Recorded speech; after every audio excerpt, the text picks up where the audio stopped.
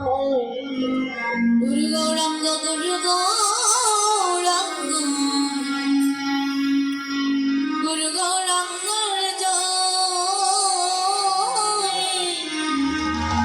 গুরু গৌরাঙ্গ গুরু গৌরাঙ্গ আমার গুরু গৌরাঙ্গের জয়। মায়েরা বাবা সবাই মিলে কোরবানি করবেন। হরে কৃষ্ণ। রাধে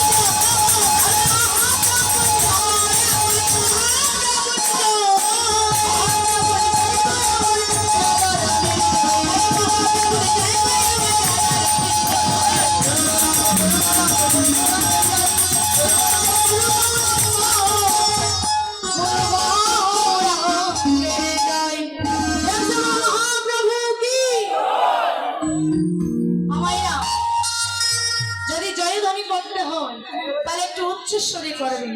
কেন? বলে রাত্রিবেলা কীর্তন করাটা আমার বড় কঠিন। কেন জানো? বলে আসরে বসলেই দেখবেন ঘুম আসে। তো বাড়িতে যদি আপনি বসে টিভি দেখেন, মোবাইল ফোন দেখেন, তখন কিন্তু ঘুম আসবে না। আসরে বসলে ঘুম আসবে। কেন? বলে এটা ছিল অভিশাপ।